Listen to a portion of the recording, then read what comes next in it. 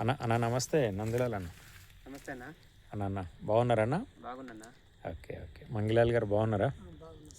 కమల్ నమస్తే. Okay okay. ఇప్పుడు మన నందిలాల్ గారి అంటే తోటలో ఉన్నామండి. యాక్చువల్గా ఎడతెరిపి లేకుండా వర్షాలు వస్తున్నాయి. 15 రోజులు భారీ వర్షాలు వస్తూ ఉన్నాయి. ఈరోజు కూడా ఫుల్ వర్షం అనేది రావటం జరిగింది. ఇప్పుడే మేము వర్షంలోనే రావటం జరిగింది. ఈ తోట పెట్టి ఎన్ని రోజులు అవుతుంది, రెండోది దీనికి ఆర్పిఎస్ ఏ రకంగా అంటే వాళ్ళు చేస్తున్నారు, నందలాల్ గారి రిజల్ట్ని మనం పోయిన సంవత్సరం కూడా మొత్తం టోటల్గా పోయిన సంవత్సరం ఈ ప్రాంతంలో ప్రధానంగా ఏంటంటే అందరికి కూడా అంటే నేను లాస్ట్ ఎండింగ్లో రాలేదు, దిగుబడులు ఎట్లొచ్చినాయి ఏందనేది ఒకసారి చెప్పుతూ ఈ సంవత్సరం కూడా మన ఆర్పిఎస్ వాడిన తోటలు ఒకేసారి మొత్తం టోటల్గా అంతా కూడా ఇవన్నీ కూడా చూడండి, ఇవన్నీ ఆర్పిఎస్ వాడిన తోటలే అంతే సార్.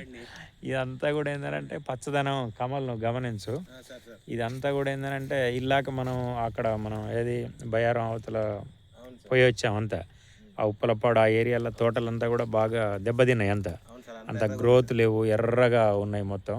అయినా వీళ్ళంతా కూడా ఏంటంటే రైతులు మూకుమ్మడిగా ఒకేసారి ఒక 100 టిన్నులు ఆర్పిఎస్ పెట్టుకొని వీళ్ళు భూమిలో ఆర్పిఎస్ని అంటే వదులుతూ ఒక మంచి ఫలితాలు అనేది ఇక్కడ తీస్తూ ఉన్నారు నందలాల్ గారు. పోయిన సంవత్సరం అందరికీ రిజల్ట్ మేజర్గా ఎట్లొచ్చిందన్న ఒకసారి నాకు పోయిన సంవత్సరం ఫీడింగ్ చెప్పి ఇప్పుడు ఇంకా మన వాళ్ళందరూ ఎట్లున్నాయి మన వాళ్ళ తోటలన్నీ కూడా ఒకసారి చెప్పండి. ఒకసారి పోయిన సంవత్సరం బాగుంది సార్, అంతకుముందు సంవత్సరం కూడా బాగుంది సార్. ఇప్పుడు 2 సంవత్సరాల నుంచి వాడుతున్నాం, బాగుంది. ఇప్పుడు ఆర్పిఎక్స్ వాడిన తోట అయితే చాలా బాగుంది. ఓకే, ఏ వ్యవస్థ బాగుంది, గ్రోత్ బాగా వస్తుంది, పచ్చదనం బాగుంది. ఓకే, ఇప్పుడు కూడా ఈ సంవత్సరం కూడా వాడుతున్నాం. ఓకే, చాలా బాగుంది. అంటే 3 సంవత్సరాలు అయిందా సార్ మీరు వాడబట్టి? 3వ సంవత్సరం సార్ మేము వాడబట్టి. ఓకే, 3 సంవత్సరాలలో మీరు జనరల్గా ఇంత ముందుకు ఎకరానికి ఎన్ని క్వింటాలు తీసేది? ఈ 3 సంవత్సరాలలో మీకు దిగుబడి అనేది ఏ రకంగా పెరిగింది నందలాల్ గారు?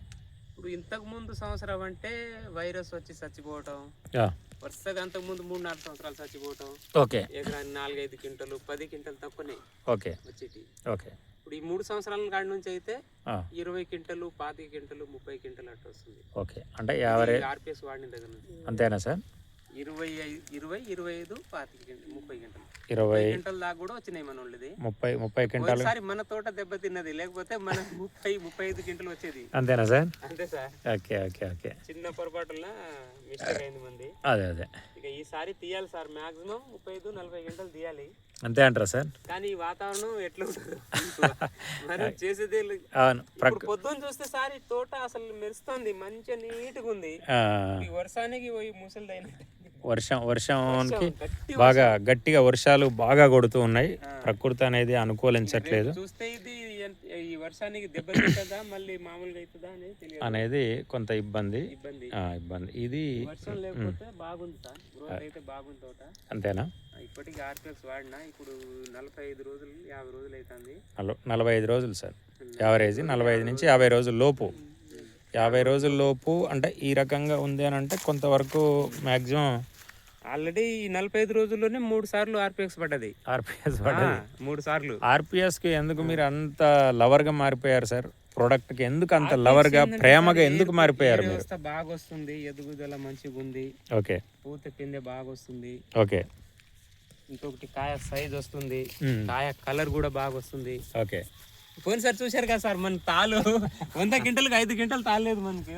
మనది 100 క్వింటలకు 5 క్వింటలు తాలు సార్ మనది. ఓకే, మన వాళ్ళకి వచ్చేసి ఒక్కొక్కళ్ళకు 100 క్వింటలకు 30 క్వింటలు తాలు వచ్చింది. 30 క్వింటాలకు పైనే వచ్చింది తాలు. మన దానికి మాత్రం తాలు రాలేదు. అంటే పోయిన సంవత్సరం తాలు క్వాలిటీ బాగుంది, తాలు రాలేదు. క్వాలిటీ బాగుంది, తాలు రాలేదు. ఇదంతా కూడా చెప్తూ ఉన్నారు. ఇప్పుడు కూడా క్వాలిటీ మాత్రం బాగా ఉంది.